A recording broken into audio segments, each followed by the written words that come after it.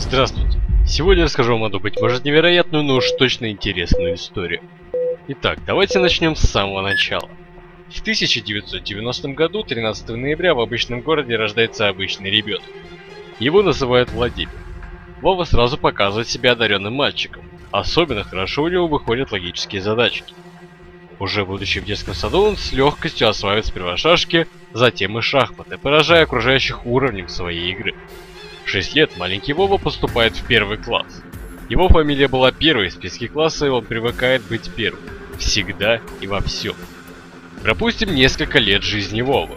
Ему уже 13 лет, он с отличием заканчивает 7-й год учебы, являясь лучшим учеником класса. Занимает первое место в Олимпиаде старшеклассников по военной истории.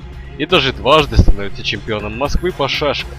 Многие бы позавидовали таким успехам, но Вове становится просто скучно жить. К счастью, в честь отлично законченного года родители Вовы делают ему подарок – компьютер. Как и все родители, они покупают его для учебы, но Вова сразу открывает для себя новый мир – мир игр. Из всех жанров Вова, конечно же, выбирает стратегии, а из всех стратегий больше всего ему нравится Warcraft 3. Дальнейшие события очевидны. Вова попадает на Battle.net, где становится одним из сильнейших игроков. Но у любой медали есть и обратная сторона.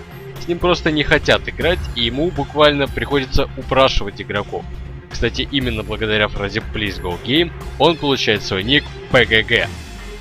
С ним соглашались играть только в тогда еще не очень известную карту Defense of the Ancient, потому как карта была командной и личное умение не позволяло PGG побеждать в 9 из 10 случаев. Из игрока PGG быстро становится фанатом Доты. Он неплохо знает английский язык и много времени проводит на форумах, общаясь с другими фанатами и автором Доты. Ради игры Вова самостоятельно начинает изучать программирование, и спустя год из простого фаната становится практически соавтором, предлагает героев и помогает реализовать сложные фишки, потому как уровень знаний редактора игры и программирования у Вовы гораздо выше, чем у любого другого игрока. К концу года Гинзу решает оставить Доту. И как вы считаете, кому он оставляет свое детище? Хорошенько подумав, PGG решает не раскрывать свое имени и берет псевдоним Ice Frog. Первым добавленным героем от Ice Frog становится Энигма. Слово «энигма» на греческом означает «загадка».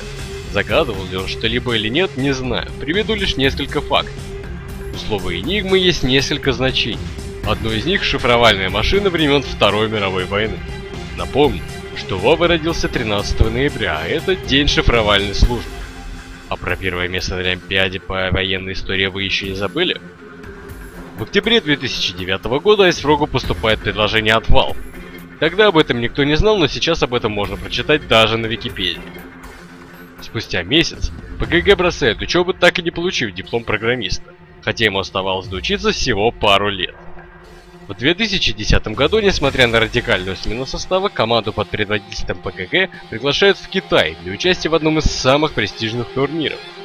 Спустя несколько дней после новости о том, что ТР едут на ВТЦ, выходит обновление для стабилизации Доты, в котором, как обычно, прибавляют и убавляют по одной броне, увеличивают скорость некоторых героев на 5-10 единиц. И самое интересное, но не прописанное в ченджлоге обновлений, умение Штормпада и Статик Ремнант теперь дает небольшую область вижена вокруг себя.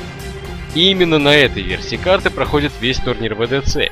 И именно на этом турнире PGG крадет Аегис у 5 китайцев, используя этот самый вижен от Статик Ремнант. Кстати, перед поездкой на этот турнир китайцы берут интервью у легендарного игрока и друга PGG, в котором он утверждает, что на этом турнире раскроет кое-какую тайну, а также называет PGG хозяином Доты. Неожиданно, именно этот игрок не едет в Китай. Какие обстоятельства заставили его не поехать, остается загадкой по сей день. Шло время, но команды PGG, несмотря на регулярные смены состава, постоянно выступали на крупных турнирах. PGG каждый раз находил новые стратегии, демонстрируя, что уровень понимания игры у него значительно глубже, чем у остальных. И вот наступил 2011 год. Компания Valve анонсирует турнир The International, на который приглашает все успешные команды того времени. Всех, кроме команды PGG.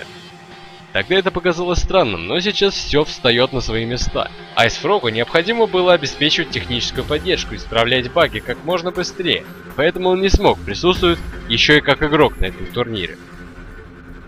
Сейчас PGG известен как самый черный Black Hole, но честно ли он получил это звание? Давайте рассмотрим несколько его блэкхолов. Расстояние, на котором он засасывает игроков на его Энигме, заметно больше, чем у других. Вы не находите? Вот, например, случай со Старладдера, где благодаря читу, который увеличивает ульт Энигмы, ПГГ затягивает 5 игроков. На следующий день этого турнира, сидя на том же месте, где сидел Вова, Пупей повторяет успех ПГГ. По всей видимости, Володя просто забыл отключить чит. А вот тут он забыл включить его и, ожидая больше диаметр блэкхола, просто-напросто сложал. Или вы думаете, что играя 7 лет на своем герое, он не привыкнул к расстоянию и просто облажался?